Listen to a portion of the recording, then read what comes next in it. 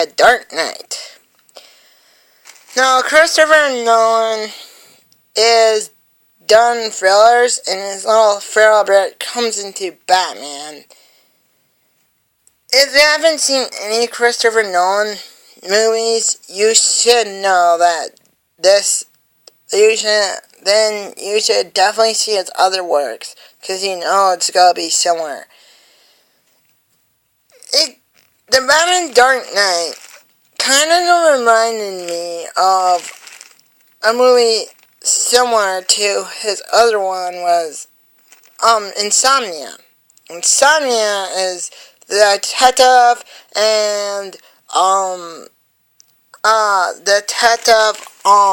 detective and versus the killer and how they think alike. Exactly like that. Okay, now on to plot. So, basically, the plot is this. Batman has been fighting crime for a year until a new threat. The Joker, he's kind of pretty unpredictable. He doesn't even know. And he means one thing, but completely different. Like, he robbed this bank, this monster bank, and, and it seemed like a typical bank robbery, but it actually wasn't. It was more complicated than that. And the Joker's like, wasn't the monster guy who said, what it stands for? I believe what doesn't kill you makes you stronger, says the Joker. And then he gets into his school bus, which with kids on it, and that sort of thing. And then he talks to these mobsters, and the mobsters are, and he says, look, Batman has no jurisdiction, and, he would go out with out with, he would basically take you down anyways. And he proves that to the Chinese mob boss. He promised he will kill Batman. Then his point is proven because the Chinese monster is taken down by Batman. There's also a new district attorney, and Bruce has started questioning that he may take down criminals and that sort of thing without you wearing masks. And my mission as Batman not really as is my mission as Batman really a broad purpose, because I see this man that doesn't have to take down criminals with a mask and cape. He does it with saying something. I don't know. That's what he's thinking. And then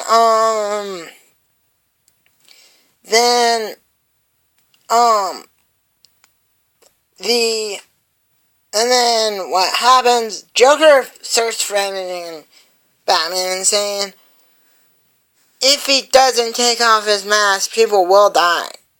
Oh, and exactly says what he says is happening.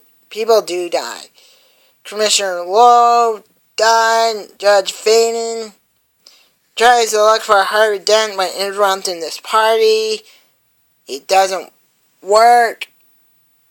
And then Batman channels Russell Dawes. And then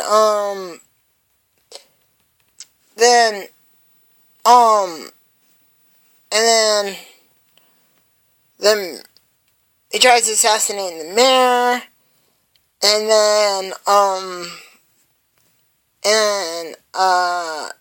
yeah, and then Commissioner Gordon looks like he was killed, and they agree about that, and then people are starting saying, like, what the heck? Batman has been trying to save us, and now he's just bringing these dead cops in. What is he trying to do? Is he trying to help us, or just doesn't really? And then Harvey Dent says, well, I'm Batman, and he turns himself in. The turning himself in goes haywire, and then the Joker interrupts it, and then it's pretty much,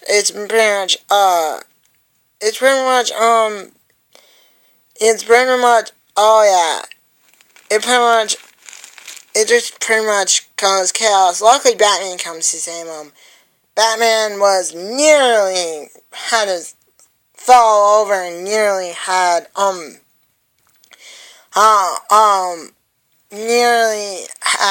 his mask taken off, but then Commissioner comes back, and he wasn't dead after all. It just looked like he died. And then there's a great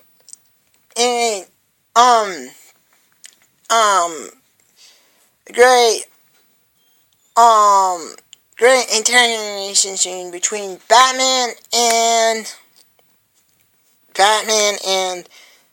the Joker,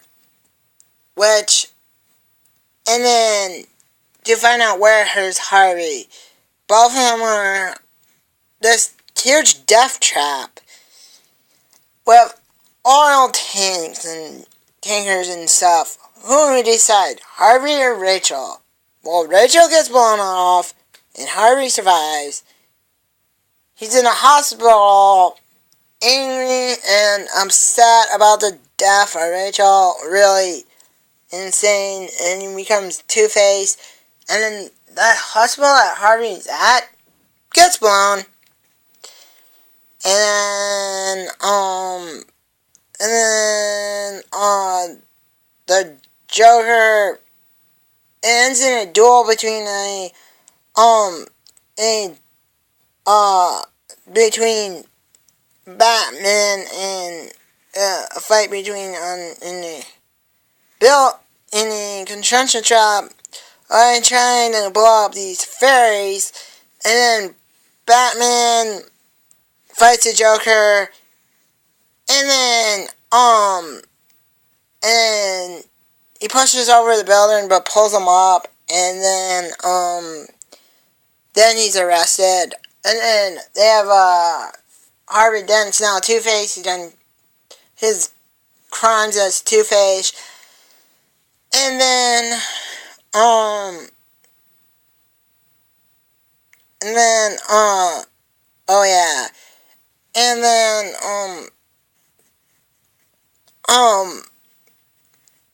he does his Two-Face thing, and then he kidnaps Gordon's wife and son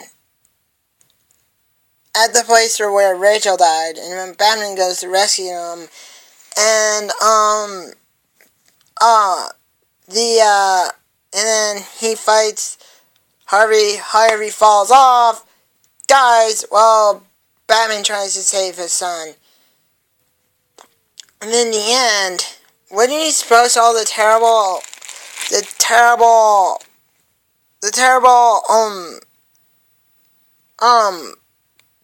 things to Harvey, and Batman says, no, make it look like I did it. And so we can save Harvey's reputation and tell him all the good things that we have done, and then he drives off. This is an awesome movie. I think it doesn't have the Disney ending that people want, like Batman saved the day, woo, we awesome, conquered over the Joker. No, the Joker did too much damage. created Harvey being a villain and killed several people along the way. And Batman was questioning his verdict the whole entire time. It's one of those things where it's one of the things where it ends satisfying, and that's how I liked about that. Also, I love the interrogation scene and the scene where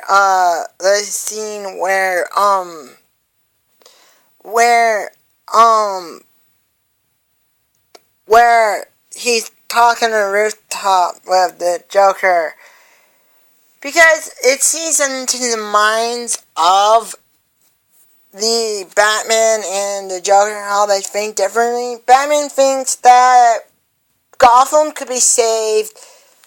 The people that there can be law and order, and people could be good and cannot be corrupted. Joker thinks, no way, Gotham can be not saved.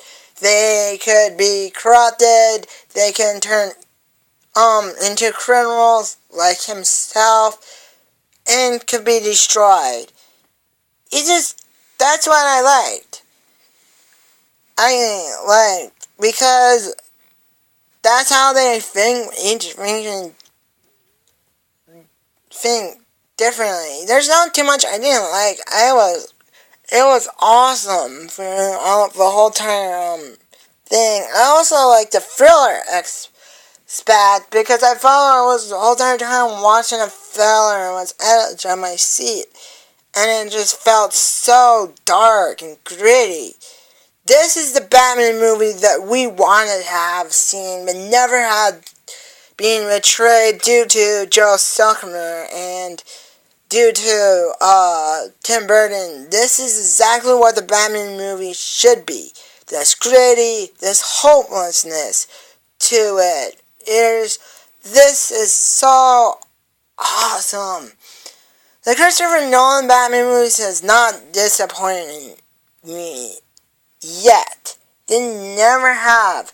They keep on getting better and better and better.